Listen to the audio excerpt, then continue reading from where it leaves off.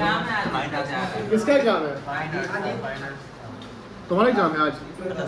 हम क्या बोल रहे थे आपको मेरा एग्जाम कब? अरे हमको नहीं याद है यार, तू बता दे। तो बोले तो 24 से एग्जाम नहीं देखो बहुत कम बचा है ना, तो फिर क्या यही पढ़ा है ना तुमको, कुछ मुझसे भी नहीं आता है। बताओ मैक्रो इकोनॉमिक्स का स्पेलिंग बता पहले तो। खड़ा हो जा, खड़ा हो जा। मैक्रो इकोनॉमिक्स का स्पेलिंग बोलो। अच्छा, कंज्यूमर गुड्स क्या होता है? हाँ, बैठो और पढ़ाई पे फोकस करो। चलो देखो, चैप्टर 1 में क्या क्या पढ़े थे, टॉपिक सब देख लेते, याद कर लेते क्या क्या टॉपिक था। मैक्रो और माइक्रो का डिफरेंस पढ़े थे। माइक्रो स्पेसिफिक प्राइस की बात करता है, मैक्रो जनरल प्राइस की बात करता है। माइक्रो जो है वो इंडिविजुअल की बात करता है, macro nation as a whole की बात करता है। जीडीपी नेशनल इनकम की बात किसमें होता है? मैक्रो में। ठीक है ना, कोई दिक्कत नहीं है। प्रोडक्ट की प्राइस, अगर एक प्रोडक्ट की प्राइस की बात करेंगे तो किसमें आएगा? माइक्रो में। कोई दिक्कत नहीं है। चलिए, इकोनॉमी कैपिटलिस्ट, सोशलिस्ट और मिक्स याद होगा। कैपिटलिस्ट क्या हुआ? Profit maximisation, private sector. Socialist क्या हुआ? Public sector, government sector. और मिक्स क्या हुआ? Both combination of private and. US कौन सा इकोनॉमी आएगा? China, India, mix. Primary, secondary, tertiary sector जानते हैं इकोनॉमी का? प्राइमरी सेक्टर में 2 सेक्टर आता है। क्या क्या आता है प्राइमरी सेक्टर में? जेनेटिक और एक्सट्रैक्टिव। सेकेंडरी में क्या आता है? Manufacturing and construction. टर्सरी में सर्विस सेक्टर आता है। सर्कुलर फ्लो ऑफ इनकम क्या होता है? जो हाउस होल्ड, प्रोड्यूसर, गवर्नमेंट और फॉरेन सेक्टर के बीच में जो मनी का फ्लो होता है उसको क्या बोलते हैं? Circular flow of income. Circular flow of income में 2 फ्लो होता है, एक रियल फ्लो और एक मनी फ्लो। क्या है real flow? Exchange of goods and service का जो एक्सचेंज होता है बिटवीन हाउस होल्ड एंड ये प्रोड्यूसर। और मनी फ्लो क्या है? जब मनी का फ्लो होता है। कोई दिक्कत नहीं है। फैक्टर प्रोडक्शन कितने हैं? 4 है, land, labour, capital and entrepreneurship. कोई दिक्कत नहीं है। मैक्रो इकोनॉमी का गोल किस लिए हो? ग्रोथ, इकोनॉमिक ग्रोथ के लिए, एम्प्लॉयमेंट के लिए, प्राइस स्टेबिलिटी के लिए। प्राइस स्टेबिलिटी का मतलब क्या होता है? कि प्राइस में कोई वेरिएशन ज्यादा नहीं रहे। बैलेंस ऑफ पेमेंट स्टेबिलिटी के लिए और इक्विटेबल डिस्ट्रीब्यूशन ऑफ इनकम। ये 5वां पॉइंट का मतलब समझा सकते कोई? इक्विटेबल डिस्ट्रीब्यूशन ऑफ इनकम का मतलब समझा सकते हैं कोई? मतलब किसी को बहुत ज्यादा हाई इनकम है, किसी को बहुत लो। अगर हाई वाले, जिनका इनकम हाई इनकम है उनसे हम ज्यादा टैक्स लेंगे, जिनका इनकम नहीं या लो है उनको हम कुछ सर्विस और सब्सिडी के रूप में उनको असिस्टेंस देंगे। कोई दिक्कत नहीं है, इसको सब जानते ही हो।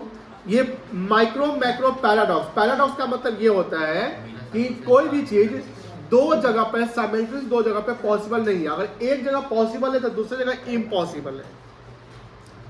एक जगह पॉसिबल है, दूसरी जगह मतलब कि हो ही नहीं सकता है। जैसे हमने क्या बोला था कि माइक्रो मैक्रो पैराडॉक्स क्या होता है? कि माइक्रो इंडिविजुअल की बात करता है। अब मान लो कि एक कंपनी मान लो खुद एक कंपनी लेबर कट करने लगा। लेबर क्या कर रहा है? तो उस कंपनी का लेबर कॉस्ट क्या हो जाएगा? कम जाएगा ना। लेबर कॉस्ट कम जाएगा तो मार्केट में उसका प्राइस भी कम जाएगा, सेल ज्यादा करेगा। और सेल ज्यादा करेगा तो प्रॉफिट क्या होगा उसका? उस कंपनी के लिए अच्छा है कि बुरा है? उस कंपनी के लिए अच्छा है कि बुरा है? बुरा कैसे है? अच्छा है ना। लेकिन मान लो कि पूरे नेशन में सारी कंपनी ये फॉलो करने लगी कि भैया सब लोग लेबर कट करना शुरू कर देगा। अब बताइए क्या प्रॉब्लम होगा? तो माइक्रो लेवल पे ये क्या है? पॉसिबल नहीं हो सकता है माइक्रो पे। वही सेविंग का कल्चर बताया था कि अगर एक इंडिविजुअल सेव करता है तो उसके ग्रोथ, प्रोस्पेरिटी और फ्यूचर प्लान कर रहा है। लेकिन सारा इंडिविजुअल अगर सेविंग करने लगेगा तो फिर क्या होगा? ये कंजम्पशन कम जाएगा, इन्वेस्टमेंट कम जाएगा, एडी कम जाएगा, इकोनॉमी घट जाएगा, अनएम्प्लॉयमेंट बढ़ जाएगा क्योंकि डिमांड ही नहीं होंगे ना। एग्रीगेट डिमांड के 2 कंपोनेंट क्या क्या थे? आप बताइए ऋषु, एग्रीगेट डिमांड के 2 कंपोनेंट क्या क्या थे? आप उस पेज पे बैठिए, तो बैठिए वहां पे।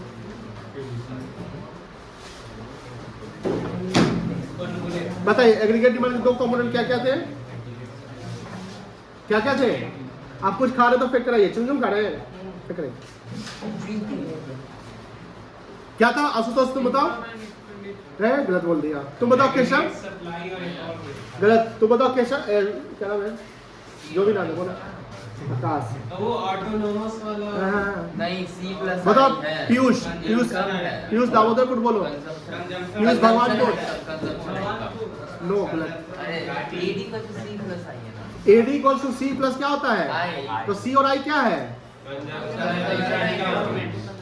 Consumption and investment I for investment होता है इनकम को Y इल्ड से डिनोट करते हैं कोई दिक्कत नहीं है चलिए अब पैराडॉक्स क्लियर हो गया लास्ट टॉपिक यही था कोई दिक्कत नहीं ना है चैप्टर 2 को रिवाइज करिए चैप्टर 2 में क्या था some basic concepts of macro economics इसमें क्या क्या था कंज्यूमर गुड जो कंज्यूमर यूज करता है कंज्यूमर कितने हैं 3 कौन कौन था हाँ गवर्नमेंट एनजीओ और हाउस होल्ड कोई दिक्कत नहीं है कंज्यूमर जो गुड्स यूज करता है वो गुड्स कौन सा गुड्स होता है फाइनल या इंटरमीडिएट फाइनल गुड्स होता है कैपिटल गुड्स कौन यूज करता है प्रोड्यूसर कैपिटल गुड्स कौन यूज करता है प्रोड्यूसर जो कैपिटल गुड्स यूज करता है वो कैपिटल गुड्स क्या होता है इंटरमीडिएट की फाइनल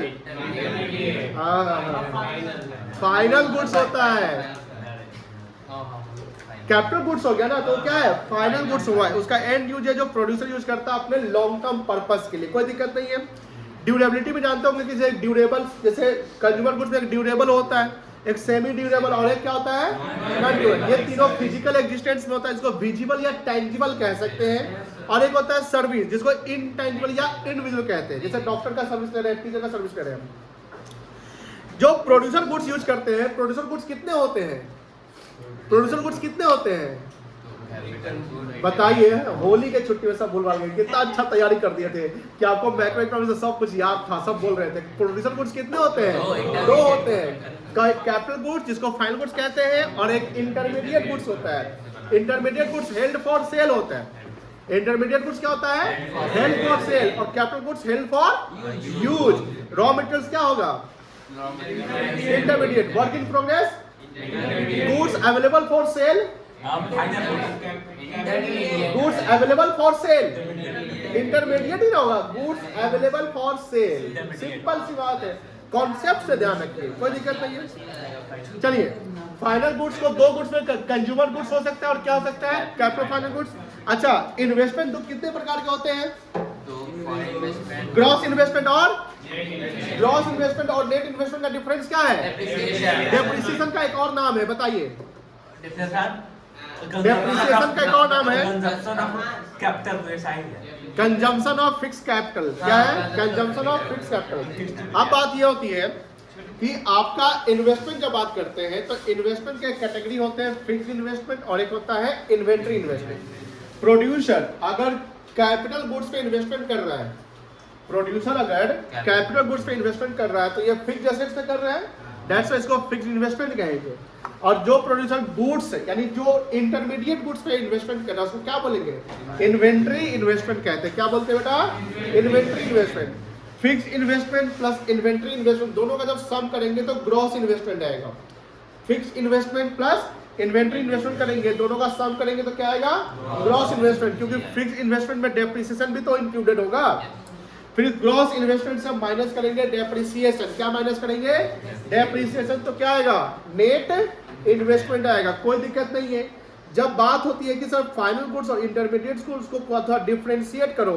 तो डिफरेंशिएट क्या करना है कि जो फाइनल गुड्स पे जो खर्च हो रहा है और इसमें डायरेक्ट कंजम्पशन या इन्वेस्टमेंट के लिए इन्वेस्टमेंट जो फिक्स्ड इन्वेस्टमेंट की बात कर रहे हैं इंटरमीडिएट फर्दर प्रोसेसिंग या रीसेल के लिए यूज होता है यहाँ बोलता है एग्जाम्पल कार पर्सनल यूज के लिए खरीदे लेकिन कार अगर हम सेल के लिए खरीद रहे हैं या वो कार बेचने के लिए हम लोग खरीद रहे हैं ठीक है ना तो क्या हो गया इंटरमीडिएट सेकेंड हैंड कार बिकता है याद होगा तो सेकेंड हैंड कार का शोरूम भी तो होता है ना जो सेकेंड हैंड कार वो भी उसके लिए सारे कार क्या है लेकिन आप अपना कार बेच रहे हैं वो फाइनली क्योंकि आप बेचने का काम थोड़ी कर रहे हैं आप तो रिप्लेस कर रहे हैं ना फाइनल गुड्स का वैल्यू जीडीपी में इंक्लूड होता है इंटरमीडिएट गुड्स का वैल्यू जीडीपी में इंक्लूड क्योंकि वो वैल्यू एडेड रहता है इसलिए हटा लेते हैं हम लोग ठीक है ना the same goods can be final और intermediate depends upon its end use है ना कोई भी एक ही गुड्स फाइनल और इंटरमीडिएट हो सकता है जैसे ये गुड्स फाइनल एक जगह फाइनल है तो दूसरा जगह क्या होगा डिपेंड करता है इसके एंड यूज पे ठीक है ना अगर मैं इसको जैसे इसको हम 2 साल से चला रहे हैं ठीक है ना तो ये क्या होगा मेरे लिए और जहां से हम खरीदे होंगे तो उसके लिए क्या था इंटरमीडिएट गुड्स इसके लिए जिससे खरीदा उसके लिए क्या था? इंटर। ट्रैक्टर शोरूम में पड़ा हुआ क्या कहलाएगा? किसान चला रहा है तो फाइनल। आलू आपके घर पे सब्जी के लिए आया, हाँ? कंज्यूमर कोई भी गुड्स यूज करेगा वो सब फाइनल है। अब बोलेगा आलू से तो सब्जी बनाए, आपके मन में एक सवाल आएगा कि आलू से तो हम सब्जी बना दिए तो सब्जी ना फाइनल हो गया, आलू तो रॉ मटेरियल्स हो गया। नहीं, रॉ मटेरियल्स हमेशा प्रोड्यूसर के लिए यूज होगा। अगर समोसा वाला आलू खरीदा, मसाला खरीदा, नमक खरीदा, तेल खरीदा, धनिया खरीदा, ये सारा का सारा क्या है? रॉ मटेरियल, सब इंटरमीडिएट है। वो समोसा बनाकर निकाल भी लेता है ना, तो समोसा भी उसके लिए क्या है? इंटरमीडिएट ही है। इवन तो समोसा बन चुका है, फाइनल गुड्स तो फिनिश गुड्स तो फाइनल तो हो चुका है, बट उसके लिए इंटरमीडिएट है, बिकॉज उसने क्या करना है? बेचना है, खाना थोड़ी है। सर अगर खाएगा तो फिर लेके तो क्या? अब अपने खाएगा तो फाइनल हो गया उसके लिए। अगर आलू से सोना निकालेगा, आलू से सोना निकलेगा।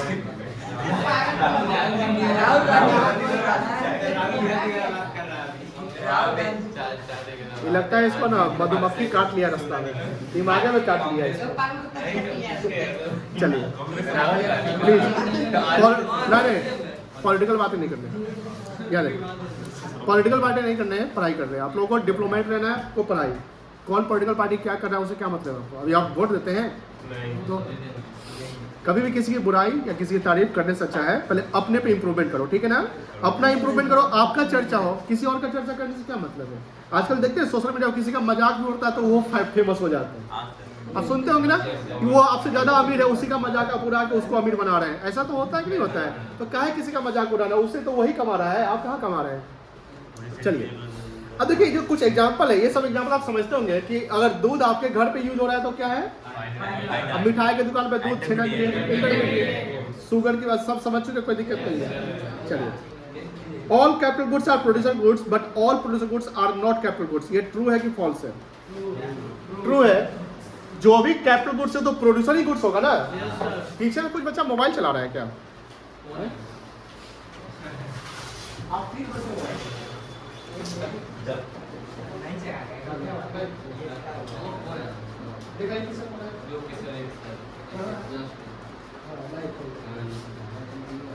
और आया था ना तो तुम कॉल किया? अरे बाप, देखिए इससे क्या होता है ना, ये जो है ना सबसे बड़ा हेड है, ये आपका ब्रेन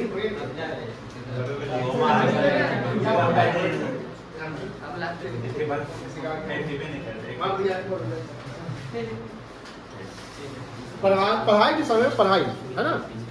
जिंदगी में पता है आपके साथ, आपके जिंदगी तक कौन साथ देगा? ये विधवा के बड़ा मार मारे थे। दो चीज साथ देगा, दो चीज साथ आपकी जिंदगी भर रहेगा।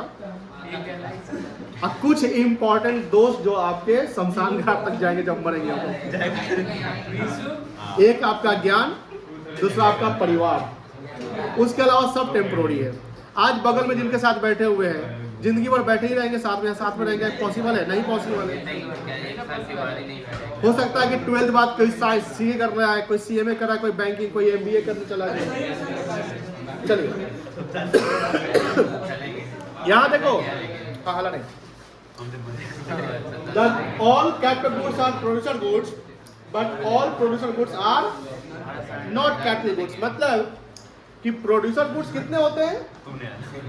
प्रोड्यूसर गुड्स कितने होते हैं? दो। और एक होता है कैपिटल गुड्स और एक होता है, तो सारा कैपिटल प्रोड्यूसर गुड्स तो है बट सारा प्रोड्यूसर गुड्स कैपिटल गुड्स। क्या इसको एक्सप्लेन कर सकते हैं आप एग्जांपल के साथ? गुड। कंजम्पशन एक्सपेंडिचर कौन करता है? कंज्यूमर करता है, जो एग्रीगेट डिमांड का एक कंपोनेंट होता है। कंज्यूमर तीन होते हैं जो आप लोग समझ चुके हैं, household, government and non profit private institution. AD में दो सम आता है, C plus I, C for consumption और आई फॉर एक ऑटोनोमस कंजम्पशन पढ़ाए होंगे। ऑटोनोमस कंजम्पशन मिनिमम कंजम्पशन होता है जहां हमारा इनकम जीरो है फिर भी हम कंजम्पशन कर रहे हैं। एक बताया था ऑटोनोमस इन्वेस्टमेंट, याद होगा। ऑटोनोमस इन्वेस्टमेंट क्या था? इनकम के ऊपर वेरी गुड, इनकम के ऊपर डिपेंड करता है। ठीक गलत बोल दिया आप, वो सही बोला। इनकम पे जो डिपेंड नहीं होता है वो ऑटोनोमस इन्वेस्टमेंट, यानी when income is your zero but investment is minimum when you starting the business by investing that fund. अब पहला दिन हम कोचिंग सेटअप कर रहे हैं, पहला दिन हम कोचिंग सेटअप किए तो हमारा खर्चा हुआ ना बैंक ड्रेस खरीदने में, पूंजी लगाए उन्होंने। तो वही तो इन्वेस्टमेंट है। जो पूंजी लगाया वो क्या है मेरे लिए? इनकम आया नहीं आया? जब बच्चा ज्वाइन करेगा, ट्यूशन फीस देगा, तब ना इनकम होगा। उससे पहले तो अपना ये इन्वेस्टमेंट किया ना। तो जहां इनकम जीरो पे आपने जो इन्वेस्टमेंट कर रखा है वो मिनिमम इन्वेस्टमेंट क्राइटेरिया कहलाता है कि आपको तो बिजनेस करने के लिए मिनिमम इन्वेस्टमेंट करने ही पड़ेंगे। एक चाय का टपरी वाला भी चाय का दुकान खोलेगा तो मिनिमम इन्वेस्टमेंट तो 10 से 5 से करेगा ही करेगा। क्या बात करते, वही बात करते हैं। कोई भी दुकान खोलने के लिए आपको कम से कम पैसे चाहिए। आप एकदम गरीब है, एकदम गरीब है, एकदम गरीब है, पैसे नहीं तो भी किसी से कर्ज लेकर तो आप बिजनेस करोगे। आप मान लो आलू समोसा का चाट का बिजनेस करना चाहते हो, मिनिमम इन्वेस्टमेंट चाहिए। तो यहाँ कहने का मतलब क्या हुआ? Where your income is zero, where investment does not depend on income is called ये ऑटोनोमस इन्वेस्टमेंट। लेकिन इनकम जैसे ही बनने लगेगा आप अपना इन्वेस्टमेंट क्या करोगे? बढ़ाओगे। तो उस इन्वेस्टमेंट को क्या कहेंगे? Induce investment. क्या कहते हैं बच्चा? इंड्यूस इन्वेस्टमेंट क्या होता है? एक्सप्लेन करो इंग्लिश में। कुछ जवाब नहीं देता है, तुमको गतर गतर देते हो तुम्हारा नहीं जानते हैं। Induce investment which is depend that investment which depends on income that influence by income. When income increases your investment also increases. जैसे इंड्यूस का इंड्यूसमेंट होना ना। चलिए ये सब समझ चुके, अभी बता दिए बेटा ये हो गया है। लास्ट यही था क्या? स्टॉक फ्लो याद होगा? Stock for the period of time होता है और sorry stock at A point of time होता है और फ्लो क्या होता है? फॉर इनकम क्या है? फ्लो है। वेल्थ बैंक बैलेंस स्टॉक है। Value of fixed asset on 1/4/21 वो स्टॉक है। स्टॉक है। डेप्रिसिएशन, सैलरी, पॉपुलेशन स्टॉक है। बर्थ रेट, फ्लो है, डेथ रेट, फ्लो है, स्पीड, फ्लो है, डिस्टेंस डिस्टेंस स्टॉक हो गया। कोई दिक्कत नहीं है। चलिए अच्छा ये फोर्थ सेक्टर इकोनॉमी में फोर्थ सेक्टर क्या क्या बता सकते हैं? House hold, producer, government and net export. इसको फॉरेन सेक्टर कह सकते हैं। ये जो फोर्थ सेक्टर है ये क्लोज इकोनॉमी में आएगा कि ओपन इकोनॉमी में आएगा? ओपन में आएगा। क्लोज इकोनॉमी में 2 सेक्टर और 3 सेक्टर होते हैं। क्लोज इकोनॉमी में 2 सेक्टर में क्या क्या आएगा? हाउस होल्ड एंड, और 3 सेक्टर में एक इंक्लूड हो जाएगा गवर्नमेंट। ऑलरेडी हम लोग डिस्कस कर चुके हैं, कोई दिक्कत नहीं है। इंटर सेक्टर याद होगा। इंटर सेक्टर में क्या है कि जैसे आपको एग्जांपल क्रिएट करना कि हाउस होल्ड और प्रोड्यूसर एक दूसरे पे इंटरडिपेंडेंट होते हैं और ये दोनों गवर्नमेंट पे डिपेंडेंट होते हैं और गवर्नमेंट भी इन दोनों पे डिपेंडेंट होते हैं। जैसे हाउस होल्ड वाले सर्विस अपना फैक्टर सर्विस देंगे ना, तो हाउस होल्ड वालों को इनकम जनरेट होगा जिसको फैक्टर इनकम कहते हैं। क्या कहते हैं? कितने फैक्टर इनकम है? 4। पहला है सैलरी एंड वेजेस जो लेबर से आएगा, दूसरा है रेंट जो लैंड से आएगा, तीसरा है इंटरेस्ट जो कैपिटल या इन्वेस्टमेंट से आएगा, और चौथा है प्रॉफिट जो आप बिजनेस कर रहे हैं तो अपना प्रॉफिट जो बना रहे हैं। 4 हो गया। अब जो इनकम आएगा तो उससे वो एक्सपेंडिचर करेंगे ना, इनकम का डिस्पोजल करेंगे। क्या कहेंगे बेटा? तो डिस्पोजल आप कैसे करेंगे? गुड्स एंड सर्विस को कंज्यूम करके। तो गुड्स एंड सर्विस जिससे लोगे वो कौन है? प्रोड्यूसर है। तो प्रोड्यूसर को भी तो इनकम हुआ, यानी आप उनसे कमा रहे हो, वो आपसे कमा रहे हैं, यही तो सर्कुलेट होता है मनी ना। लेकिन अब इसमें जो सर्कुलेशन जो होता है इसमें एंडिंग पॉइंट और बिगिनिंग पॉइंट बता सकते हैं क्या? कैसे बता सकते हैं? सर्कुलेशन में कोई एंडिंग पॉइंट और कोई बिगिनिंग पॉइंट, जैसे साइकिल का या गाड़ी का जो चक्का होता है, टायर होता है, उस जो सर्किल होता है उस सर्किल में कोई एंडिंग और बिगिनिंग नहीं होता, ये याद रखिए। अब दोनों बात होती है कि जो ये दोनों सेक्टर यानी हाउस होल्ड सेक्टर और प्रोड्यूसर सेक्टर, इन दोनों को तो इंफ्रास्ट्रक्चर चाहिए, रोड वगैरह चाहिए, कम्युनिकेशन, रेलवे नेटवर्क, ये सब चीजें जो फैसिलिटी चाहिए तभी तो बिजनेस या काम करेंगे। अब ये ह्यूज वॉल्यूम पे इन्वेस्टमेंट कौन करता है? गवर्नमेंट। तो गवर्नमेंट ये फैसिलिटी प्रोवाइड करके आपसे टैक्स कलेक्ट करती है। और वो टैक्स दो प्रकार के होते हैं, एक डायरेक्ट टैक्स और एक इनडायरेक्ट टैक्स। डायरेक्ट टैक्स को प्रोग्रेसिव टैक्स कहते हैं।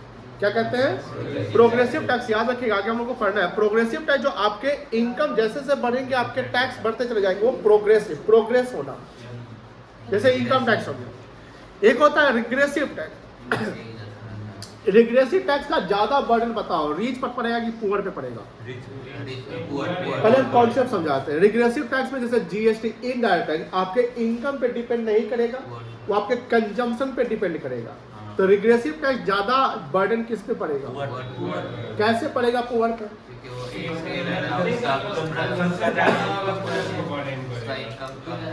रिग्रेसिव टैक्स का जो ज्यादा इम्पैक्ट यानी जो बर्डन जो होता है वो ज्यादा पुअर पे पड़ेगा। क्यों पड़ेगा? क्योंकि जो रीच सेक्शन है उनको तो कोई फर्क नहीं पड़ता ना। रीच सेक्शन अगर मान लो महंगी कार खरीद रहे, महंगा फोन या कोई भी चीज चेंज करते, बहुत सारी चीज, महंगा फ्लैट खरीदते, कोई भी चीज, उनके पास पैसे आ रहे हैं। मान लो कि जैसे कोई बॉलीवुड का कोई जैसे सेलिब्रिटी है, एक फिल्म चल दिया, मान लो सुपर हिट कर गया, तो उसे 50 करोड़ कमा लिया, 100 करोड़ कमा लिया। आजकल तो एक्टर के 100 करोड़ फी होते हैं ना एक फिल्म के, अब 100 करोड़ फी आता है। कभी कभी तो प्रॉफिट शेयरिंग भी होता है, जानते होंगे। प्रॉफिट शेयरिंग क्या होता है कि फिल्म अगर प्रॉफिट बना लेगी, जैसे छावा विक्की कौशल के का सबसे अच्छा मूवी मतलब कह सकते हैं, तो मान लो कि विक्की कौशल उसको एग्रीमेंट किया गया, हम प्रॉफिट का 50% शेयर ले लेंगे, मान लो 50% अगर बच भी जाएगा तो उस पर 50% डायरेक्टर तो कितना हो जाएगा पता है कि नहीं पता है? अच्छा ठीक है, 30%, 25%, जो बड़ा बड़ा एक्टर 50% भी ले लेता होगा। जब शाहरुख खान, सलमान खान सब तो 50% बात करता होगा, चाहे जो भी है, हमको नहीं पता है। लेकिन मेरा कहने का मतलब क्या है कि अगर एक फिल्म एक्टर का फिल्म बहुत ज्यादा सुपर डुपर हिट हो गया तो उसकी इनकम बहुत सारा बढ़ गया। अब वो लग्जरियस आइटम सर्विस ले रहा है, लग्जरियस गुड्स खरीद रहा है, उसको क्या फर्क पड़ रहा है? आप देखो, जो एक नई एक्ट्रेस है जो बॉलीवुड में, वो रोल्स रॉयस खरीदी है, जो सिंगल वो एक्ट्रेस है, कौन एक्ट्रेस है नाम, जो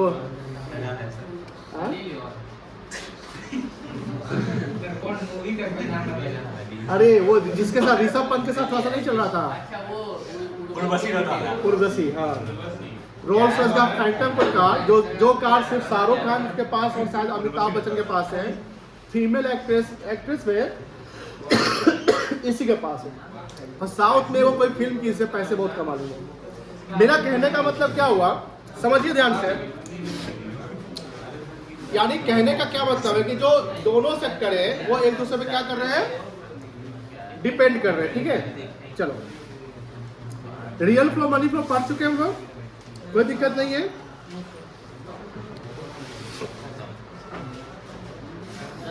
बुक खरीदे हुए हैं, लाए हैं,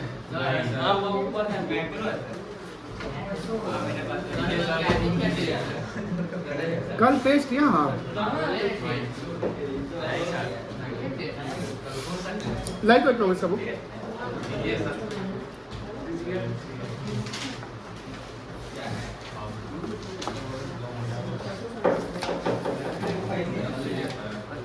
ये बुक से चैप्टर 1 चैप्टर 2 एक्सरसाइज कर लिए हैं?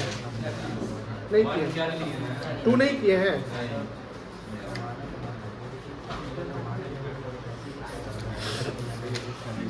National income and related aggregates,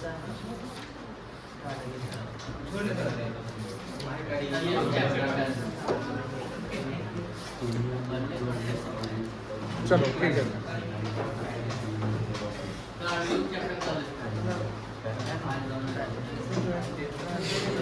देखो ध्यान से, प्लीज ध्यान सुनिएगा, ये जो चैप्टर 3 है मोस्ट इंपॉर्टेंट चैप्टर है। इससे पहले आपने चैप्टर 2 पढ़ा था और चैप्टर 1 पढ़ा था, उसके जो कुछ कंटेंट्स, कंपोनेंट्स और कॉन्सेप्ट्स यहाँ पर कैरी आउट होने वाले हैं। आप ठीक से बैठ जाइए सीधा से और चैप्टर पे ध्यान दीजिएगा। अगर आपका ध्यान हट जाएगा तो फिर फंसाएगा। एग्जाम में कंफर्म जो है इस चैप्टर से सवाल आते हैं। इस साल भी एक न्यूमेरिकल सवाल नेशनल इनकम कैलकुलेट करने के लिए पूछा गया। इस साल रियल फ्लो और मनी फ्लो का डेफिनेशन मीनिंग पूछा गया है, ध्यान रखिएगा। इन्वेस्टमेंट क्या होता है वो पूछा गया है। तो जो आपने अभी तक पढ़ लिया है 5-7 नंबर का आपने कवर अप कर लिया है। बट कवर अप कर लिया, जो मैं वर्ड यूज कर रहा हूँ, ये किन के लिए कवर अप हो गया? जो समझ चुके, जो बना सकते हैं। अभी कुछ बच्चों से हम पूछते हैं तो जवाब नहीं देते हैं, तो हम ये कह सकते हैं कि आपने अभी 0 कवर किया है। इवन तो 2 चैप्टर हो गए, लेकिन आप कुछ नहीं पढ़ रहे या कुछ ध्यान ही नहीं दे रहे हैं, तो आपने क्या कवर किया? 0 कवर किया ना। एग्जाम में ध्यान रखिएगा, आपको बचाने वाला कोई नहीं रहेगा, आपको बचाने वाले आप सिर्फ खुद आप होंगे। वहाँ कोई पेरेंट्स, गार्जियन, भाई बहन, टीचर कोई नहीं आने वाला है, ना दोस्त आने वाला है। वो 3 घंटा वो आपका रहेगा। आपका जिंदगी का जो मेहनत आपने 2 साल किया या ना मेहनत नहीं किया, वो रिजल्ट आप क्रिएट करोगे वो 3 घंटा एग्जाम में बैठकर। वहाँ आपके पास कोई पावर नहीं है, आपके पास कितने पैसे हैं, क्या सर्किल है, वो कोई काम नहीं आने वाला है। वहाँ 3 घंटा सिर्फ आप अकेले अपने बल पे काम करोगे, जो आपको आता है। तो जो हुआ सो हुआ, ये ध्यान रखिएगा। हमने जो गलती किया सो किया, अब हमको गलती नहीं करना है, क्योंकि वो डर आपके अंदर में रहना चाहिए। अगर अंदर में डर नहीं है ना, तो फिर तो पढ़ाई कम करोगे। डर रहना चाहिए, थोड़ा डर होना चाहिए कि हाँ, वो सर ही बोले थे कि 3 घंटा एग्जाम हॉल में कोई साथ नहीं देने वाला है, कोई नहीं। इंसान जब मरता है ना, तो मरने के बाद भी अर्थी तक साथ देता है 4 लोग, कम से कम 4 कंधा वाला है कि नहीं है? लेकिन एग्जाम हॉल में वो नहीं साथ देने वाला है। एग्जाम हॉल में कोई साथ देगा नहीं, कलम साथ देगा, आपका जो ज्ञान आपने अर्जित किया है वो साथ देगा। तो ज्ञान अर्जित करना है, अर्जन समझते हैं ना, तो अर्जित करिए, बहाइए मत, बर्बाद मत करिए, टाइम बर्बाद करिए। अब समझिए ध्यान से, प्लीज ध्यान सुनिएगा। जो चैप्टर 3 है नेशनल इनकम, आप मैक्रो इकोनॉमिक्स पे ध्यान रखिएगा, सबसे ज्यादा इंपॉर्टेंस आप इस पे ध्यान दें। नेशनल इनकम, अगर किसी देश की इकोनॉमी की जो बातें होगी, एम्प्लॉयमेंट की बात होगी, कंजम्पशन की बात होगी, इन्वेस्टमेंट की बात होगी, फॉरेन इन्वेस्टमेंट का बात होगा, गवर्नमेंट के एक्सपेंडिचर की बात होगी, गवर्नमेंट के प्लान एंड पॉलिसी की बात होगी, सारा कुछ डिसाइड, सारा कुछ जो चीजें होते हैं उसका इंपैक्ट कहाँ पड़ता है? नेशनल इनकम, राष्ट्र का इनकम। आप जीडीपी सुनते होंगे। इस जीडीपी या नेशनल इनकम को मैनेज करने के लिए गवर्नमेंट की 2 ऑर्गेनाइजेशन है। मतलब एक तो मंत्रालय आ जाएगा, मंत्रालय जो सरकार के अंदर चलती है, जिस गवर्नमेंट जिसकी सरकार होगी, जिस पॉलिटिकल पार्टी की सरकार होगी, वो डिसाइड करेगा इकोनॉमी के बारे में। अभी बीजेपी की सरकार है केंद्र में, तो वो डिसाइड करेगा इकोनॉमी के बारे में। जहां पर बीजेपी की सरकार के जो मंत्री होंगे, फाइनेंस मिनिस्टर, वो बजट हर साल लाएंगे, और बजट में ही बताया जाता है कि 1 साल का हम परफॉर्मेंस बताएंगे, हमने क्या कर लिया, और 1 साल का प्रोग्राम बताएंगे कि क्या करना है 1 साल का, 5 साल का नहीं, 2 साल का। परफॉर्मेंस, जब मैंने वर्ड यूज किया, परफॉर्मेंस और प्रोग्राम, ध्यान रखिए दोनों में अंतर है। परफॉर्मेंस जो आपने कर लिया पिछले 1 साल में, अब प्रोग्राम जो आपको 1 साल में आगे, इसी तो बजट है। आप अगर बजट जैसे 25 में लाए, 1 फरवरी 25 को आया था, तो आप 25-26 फाइनेंशियल ईयर के लिए बात किया होगा। फिर अगला बजट 1 अप्रैल 26 को आएगा, तो 1 अप्रैल 26 को जब जाओगे तो बोलो ना 25-26 में जो हमने बोला था ये कर लिया, अभी करना बाकी है, ये परफॉर्मेंस हो गया। और 26 जब जाओगे तो 26-27 के लिए प्रोग्राम बनाओगे ना कि हमको ये अब और करना है। अब क्या करना है? डिफेंस पे काम करना है, एग्री पे काम करने हैं, केमिकल्स पे काम करना है, सोलर एनर्जी पे काम करना है, ग्रीन एनर्जी पे काम करना है, पॉल्यूशन कंट्रोल करने पे काम करना है, एम्प्लॉयमेंट क्रिएट करने पे, हेल्थ को इम्प्रूव करने के लिए, ये सब चीजें, एडुकेशन पे, ये तो मेन चीज है ना, फंडामेंटल चीज इंडिया में क्या है, यही ना, education, awareness, health, civic sense को बढ़ाना है। आजकल पुलिस की भी बातें लोग नहीं मानते हैं, तो इसका प्रॉब्लम क्या? पुलिस का खौफ खत्म हो गया है लोगों के अंदर। तो पुलिस का अगर डर खत्म हो गया, खौफ खत्म हो गया, तो इससे क्या, वायलेंस ज्यादा होगा। सामने पुलिस बैठा रहेगा, वो तभी उसके सामने 2 लड़े। आपको हंसी लग रहा होगा, मजाक लग रहा होगा, ये बहुत ही सीरियस बात है कि पुलिस का डर खत्म हो जाएगा तो वायलेंस बढ़ जाएगा, हिंसा बढ़ जाएगा। क्या होगा? इससे डिस्टर्बेंस क्रिएट हो जाएगा इकोनॉमी में। कम्युनल हार्मोनी जो है वो नहीं बन पाएगा। हार्मोनी समझते ना, वो नहीं हो पाएगा। आज देखोगे नागपुर की घटनाएं सामने आ रही है कि लोग लड़ लिए, पुलिस की बातें नहीं माना जा रहा है। आजकल पेपर देखते होगे, सोशल मीडिया, आजकल क्या न्यूज जल्दी वायरल हो जाता है, जल्दी से न्यूज। पहले भी होता था, अभी भी होता है, अब ज्यादा होता है, अब जल्दी इंस्टेंट आपको न्यूज मिलता है, मैगी की तरह। तो मेरा कहने का मतलब क्या है कि देश को आज, जैसे अभी एक कंपैरिजन बताते हैं, अभी ध्यान सुनिएगा कहानी। आप जब नेशनल इनकम की बात करते हैं तो आप ग्लोबल इनकम की बात, ग्लोबल इकोनॉमी की बात करिए। चाइना और इंडिया एक साथ थोड़ा आगे पीछे ही इंडिपेंडेंट हुआ। आज से अगर 500 साल पहले की बात करें, यानी जब ब्रिटिश कॉलोनी का रूल, ब्रिटिश का रूल नहीं था यहाँ पे, मुगल का जब वर्चस्व नहीं था, कम था, इंडिया और चाइना मिलकर पूरे वर्ल्ड इकोनॉमी का 50% कंट्रीब्यूशन करता था। मतलब समझ में आ रहा है? उस समय यूएस, फ्रांस, यूरोपियन कंट्री, ये सब कुछ नहीं था। मतलब यूएस, सिर्फ इंडिया और चाइना 50% टोटल जीडीपी, टोटल मतलब टोटल वर्ल्ड की जीडीपी का 50% सिर्फ इंडिया और चाइना। और at that time India China लगभग बराबर चलता था। फिर इंडिया में प्रॉब्लम्स क्रिएट हुआ, मुगल सब आए, उसके बाद ब्रिटिशर्स आए। इंडिया पे पूरा राज जो है ब्रिटिशर्स का नहीं, कुछ राज प्रिंसली स्टेट का था, यानी राज जो राजा का था। लेकिन उस समय इंडस्ट्री का कोई डेवलपमेंट नहीं हुआ। इकोनॉमी की क्या बातें होंगी उस समय? कोई बात ही नहीं होगी। जो कंट्री इंडिपेंडेंट है, यूरोपियन, यूएस है, उस समय फ्लोरिश कर रहा है। ब्रिटेन यहाँ से क्या कर रहा है, ले जा रहा है सब, वहाँ ब्रिटेन को बढ़ा रहा है। देखो आप ब्रिटेन कितना आगे, क्यों? यहीं से ना आगे हुआ। तो वो अपना इकोनॉमी देख रहा है। यहाँ इंडिया तो क्या है, कॉलोनी में फंसा हुआ है, तो कैसे इकोनॉमी देख रहा है? 200-250 साल ब्रिटिशर्स रहा है। देन इंडिया जब इंडिपेंडेंट हुआ तो इंडिया अपने बेसिक जो इंफ्रास्ट्रक्चर, बेसिक अपने स्ट्रक्चर को ठीक करने। बेसिक मतलब क्या है भैया, इतना कमा ले कि पेट भर जाए, यही ना बातें होती है। आज गरीबों के लिए क्या है कि भैया इतना कमा ले कि पेट भर जाए, बच्चों की जो परवरिश कर पाए, अच्छा से परवरिश कर पाइए। तो बहुत लोग अभी भी नहीं सोच पा रहे हैं। सर्वाइवल की जिंदगी, इंडिया में यही प्रॉब्लम है। और सबसे बड़ा प्रॉब्लम क्या है यहाँ पर? Political imbalances. पॉलिटिकल पार्टी का जो ओपिनियन है वो मिसमैच करता है। कोई पॉलिटिकल पार्टी के जो पर्सन है कुछ बोल रहे हैं, ये कुछ और बोल रहे हैं। जब डिफरेंस ऑफ ओपिनियन बनेंगे तो कोई चीज पे सहमति नहीं होगा, और जब सहमति नहीं होगा तो पॉलिसी बनेगा नहीं, बन पाएगा। और इंडिया और चाइना में क्या अंतर है कि वहां की पॉलिटिकल पार्टी जो डिसीजन लेती है वो देश के लिए लेती है, चाहे स्ट्रिक्ट ही क्यों ना हो। अभी हम बता रहे हैं कि इंडिया में जो इकोनॉमिक रिवॉल्यूशन आया था वो 1991 में आया था। 1991 से पहले इंडस्ट्रियल पॉलिसी चल रहा था, जहाँ इंडस्ट्री पे फोकस किया गया था, सर्विस पे नहीं, फॉरेन इन्वेस्टमेंट पे नहीं किया गया था, प्राइवेट पे फोकस नहीं किया गया था। तो सरकार ने देरी की।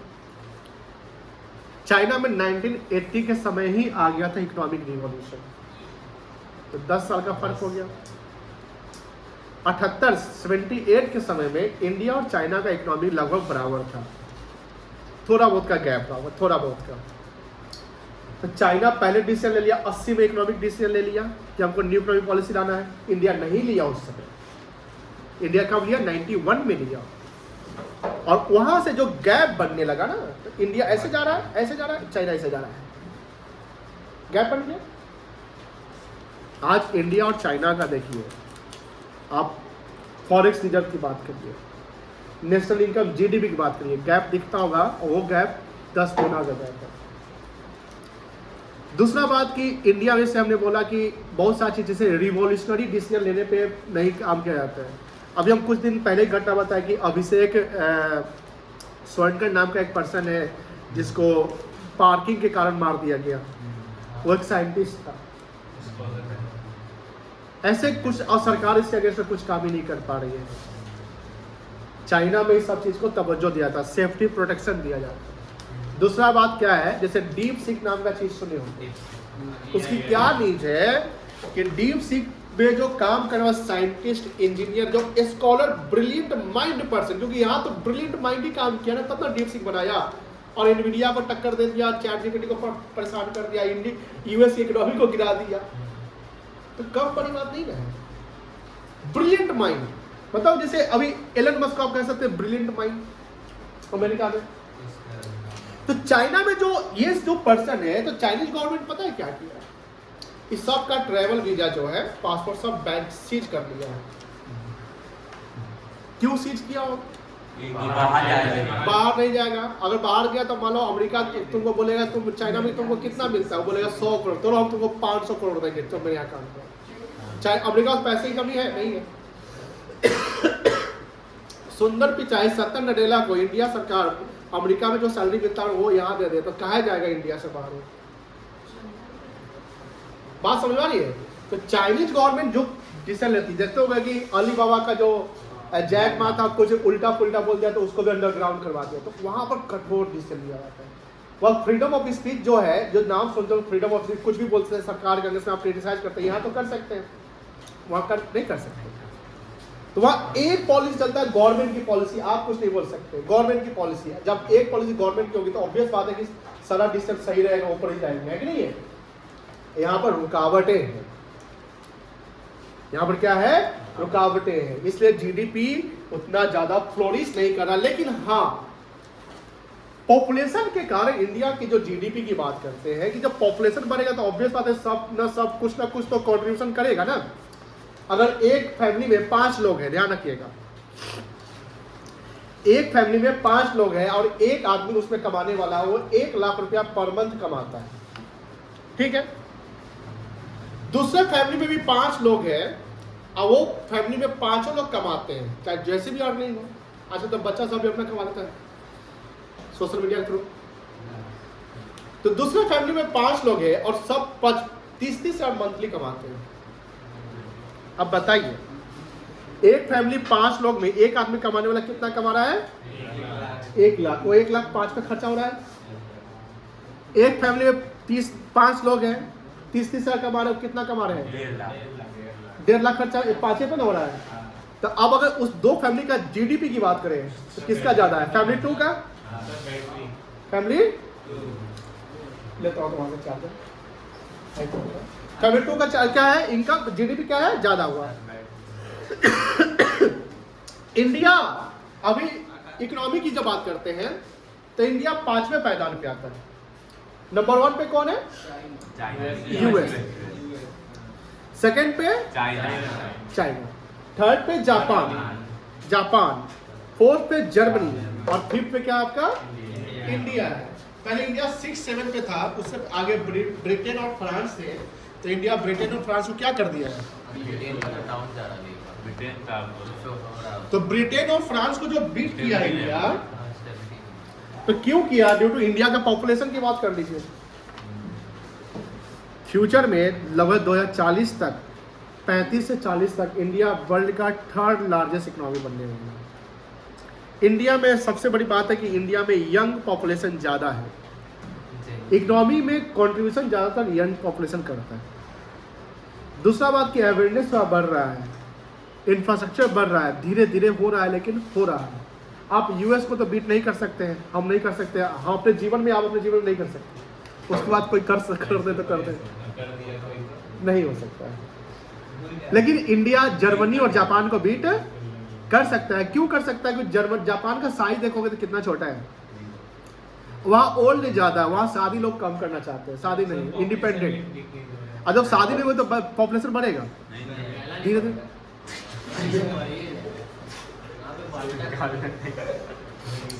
वहाँ ब्रिलियंट माइंड पर्सन ज़्यादा है, वो पॉपुलेशन बढ़ाने का सोच में नहीं करेगा, सोचेगा रिस्पॉन्सिबिलिटी बढ़ जाएगा, खर्चा बढ़ जाएगा। इंडिया में नहीं, सोशलिज्म चलता है, इमोशन चलता है, फीलिंग्स चलता है। देखो दुखी है, अच्छा ना दुखी रहो। जापान में सब थोड़ी चलता है, प्रोफेशनलिज्म चलता है वहाँ पे। अब आइए यहाँ देखिए, हमने बात किया जैसे नेशनल इनकम का। इंडिया का व्यक्ति जो इंडियन रेसिडेंट है, ध्यान सुनिएगा मेरी बात, इंडियन रेसिडेंट जैसे मान लेते हैं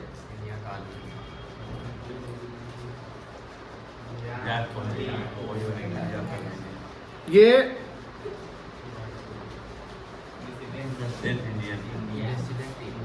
रेसिडेंट इंडियन है, ठीक है, चाहे यहाँ लिखते हैं, यही लिख देते हैं। तुमको 100 से और ये मान लो इंडिया में जैसे आईपीएल वगैरह होता है, तो आईपीएल में विराट कोहली खेल रहा है ना, और इंडिया डिसाइड करता है। उसके रेस्टोरेंट भी तो इंडिया में है, और भी बिजनेस हो सकता है। मान लो कि एक साल में विराट कोहली 200 करोड़ इंडिया में कमाया। कितना कमाया? 200 करोड़। और वो रेस्ट ऑफ वर्ल्ड यानी फॉरेन कंट्री भी जाता है। रेस्ट ऑफ वर्ल्ड मतलब इंडिया के अलावा ऑस्ट्रेलिया, जर्मनी, ब्रिटेन, मान लो सब जगह गया, वहाँ इंडोर्समेंट वगैरह करता है या कमाता है, वहाँ भी तो मैच खेलता है ना। तो वहाँ से मान लो जर्मनी में 50 करोड़ कमाया। टोटल विराट कोहली कितना कमाया? 250। ये पैसा जो 50 करोड़ भी जो है, ये विराट कोहली का इनकम है। हाँ सर एक हाउस होल्ड सेक्टर वाला कमाया है। हाउस होल्ड सेक्टर जो पैसा कमाता है उसको क्या बोलते हैं? फैक्टर इनकम बोलते हैं। क्या बोलते हैं? ध्यान सुनिएगा, फैक्टर इनकम बोलते हैं। ये जो 50 करोड़ जो कमाया है विराट कोहली, ये कहलाएगा factor income from abroad. Concept समझ में आ रही है? क्योंकि ये वर्ड यूज होने वाला है खूब सारा, factor income from abroad, factor income to abroad, ये सब यूज होने वाला है।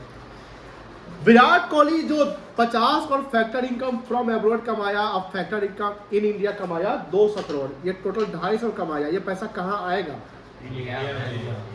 RTI के पास। इंडिया में आएगा। आधे वक्त तो आएगा इंडिया में आएगा। यानी ये जो रेसिडेंट इंडियन है, रेसिडेंट इंडियन जो पैसा कहीं से भी कमाए विद इन डोमेस्टिक टेरिटरी, जिसको इकोनॉमिक टेरिटरी कह सकते हैं। ज्योग्राफिकल बाउंड्री समझते होंगे आप, एक लैंड एरिया होता है और लैंड एरिया के बाद 20 नॉटिकल माइल चलते हैं, सॉरी 12 नॉटिकल माइल चलते हैं, 20 किलोमीटर। लैंड एरिया खत्म हुआ ना, लैंड एरिया के बाद सी एरिया पड़ता है ना, तो सी रूट भी इंडिया का माना जाएगा। कितना तक? 12 नॉटिकल माइल्स लिखेंगे, अप्रॉक्स 20 किलोमीटर, वो भी इंडिया हो। सर वो कैसे, वहाँ कैसे कमाई होगा? आप सी फूड जनरेट करोगे ना, कार्गो शिप सब काम करेगा ना, उसका रेंटल कॉस्ट इनकम होगा ना। तो ध्यान सुनिएगा, land route plus 12 nautical miles जो सी रूट है वो सारा कवर होगा। उसको आप कहें, अरे 10 बजता है, किताब कसने लगता है, गलत बात है। उसको बोलते हैं economic territory of a country. क्या बोलते हैं? तो विराट कोहली जो पैसा कहीं से भी कमाए, अंतरिक्ष से कमाए, चांद से कमाए, मंगल से कमाए या विदेश से कमाए, चाहे वो इंडिया में कमाए, सारा पैसा इंडिया में आएगा। प्लीज अंतरिक्ष से कमाएगा तो वो भी नेशनल इनकम माना जाएगा वो सारा। तो नेशनल इनकम में ध्यान रखिएगा 2 चीजें। एक चीज है कमाने वाला होना चाहिए इंडिया का रेसिडेंट इंडियन, कमाने वाला क्या होना चाहिए, और दूसरा वो पैसा कहीं से भी कमा रहा हो। ठीक है, लेकिन अब एक आपका सवाल बनेगा कि सर मान लीजिए मैक्सवेल है, एक ऑर्डर। नहीं मैक्सवेल मान लो ये ऑस्ट्रेलियन प्लेयर है, ऑस्ट्रेलियन क्रिकेटर है, ये विदेश में जो कमा रहा हो विदेश की बातें हो, इंडिया की बातें नहीं होगी। लेकिन मान लो मैक्सवेल इंडिया में कमाया मान लो कि 5 करोड़ रुपया। कितना कमाया? 5 करोड़। ये पैसा इंडिया में वो कमाया, लेकिन पैसा जाएगा कहाँ? विदेश ऑस्ट्रेलिया। ऑस्ट्रेलिया जाएगा। ध्यान रखिएगा, कमाने वाला नॉन रेसिडेंट है। कमाने वाला कौन है? नॉन रेसिडेंट है। और कमाने वाला जो नॉन रेसिडेंट है कमाया with in domestic territory of a country. ये इनकम जो 5 करोड़ है, ध्यान सुनिएगा, नेशनल इनकम में नहीं जुटेगा, नेशनल इनकम में नहीं जुटेगा, लेकिन डोमेस्टिक इनकम में जुट जाएगा। नेशनल और डोमेस्टिक इनकम का डिफरेंस समझिएगा ध्यान से।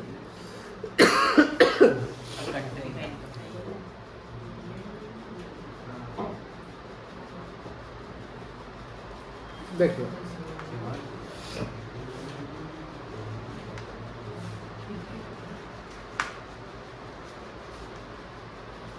नेशनल इनकम को डिनोट करते हैं NNPFC से। सब क्या होता है हम लोग डिस्कस करेंगे धीरे धीरे। इसका फुल फॉर्म होता है net national product at factor cost, FC for factor cost. ये नेशनल इनकम क्या होता है ध्यान रखिएगा।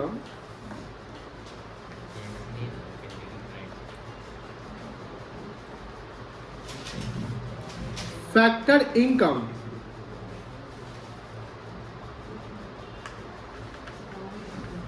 अर्न, यहां वर्ड याद रखिएगा अर्न, कमाया हुआ पैसा।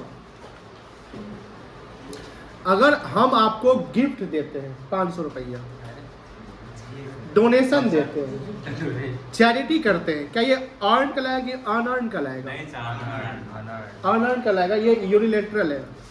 वो पैसा नेशनल इनकम में नहीं जुटेगा।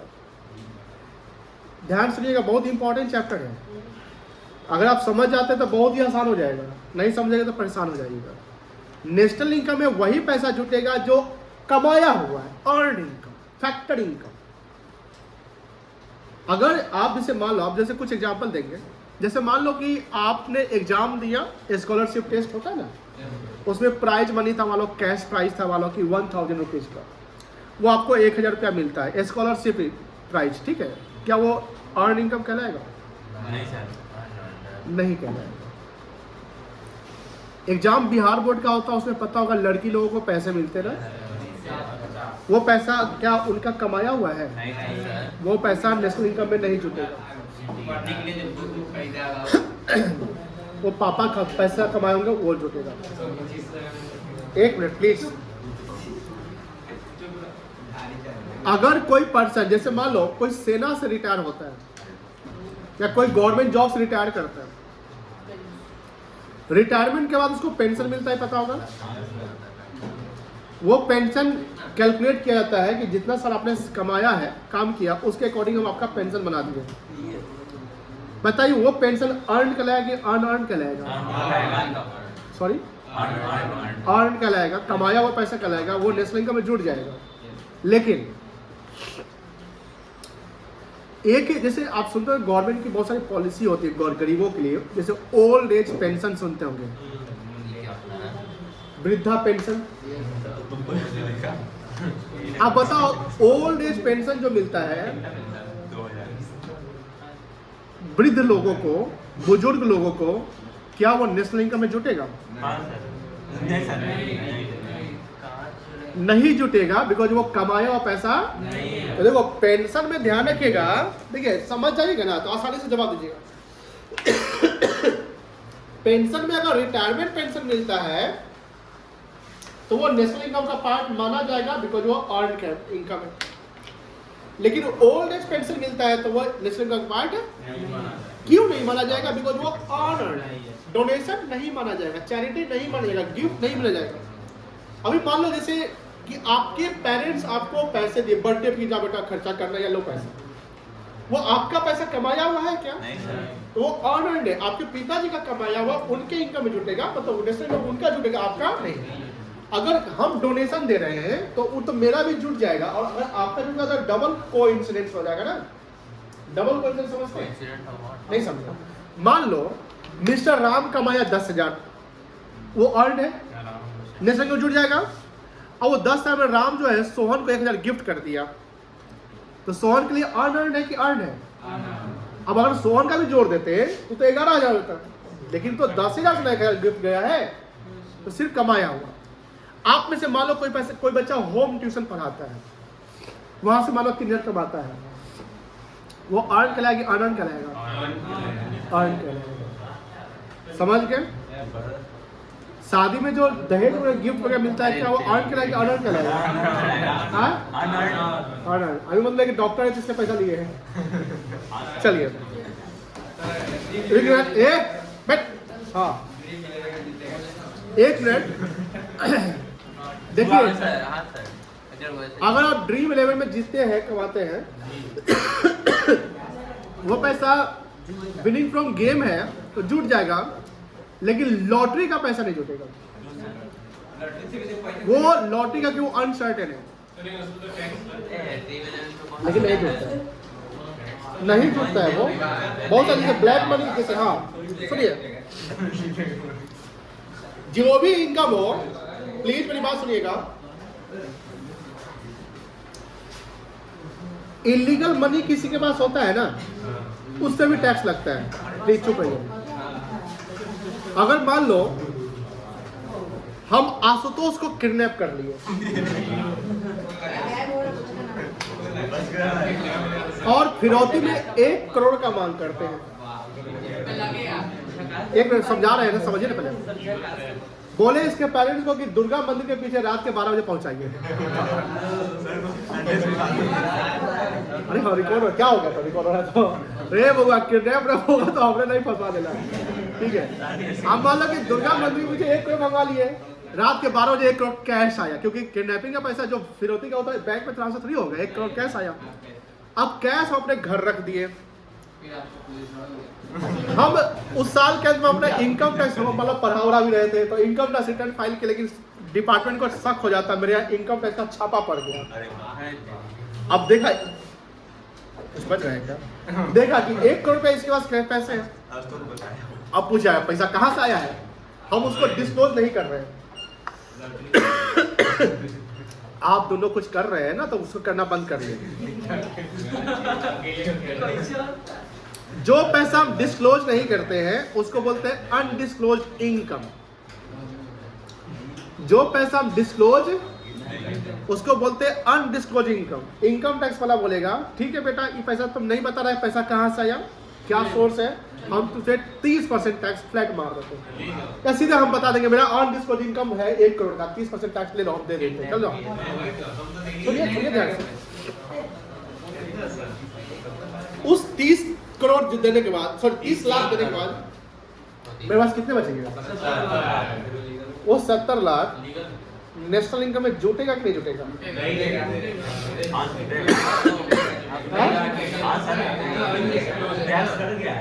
टैक्स कटने से क्या होता है? लॉटरी भी तो सर मतलब अनडिस्क्लोज है।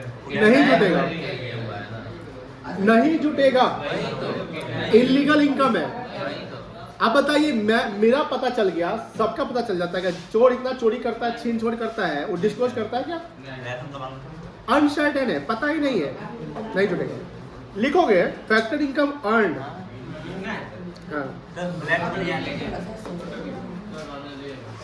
लिख लो बाय रेसिडेंट इंडिविजुअल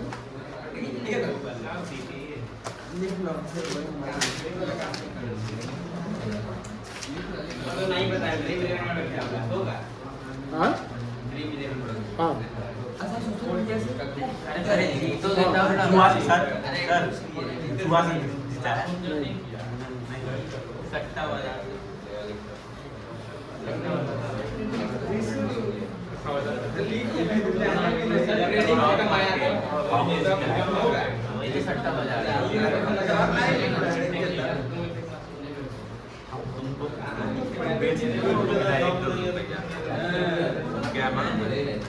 नहीं मिलेगा।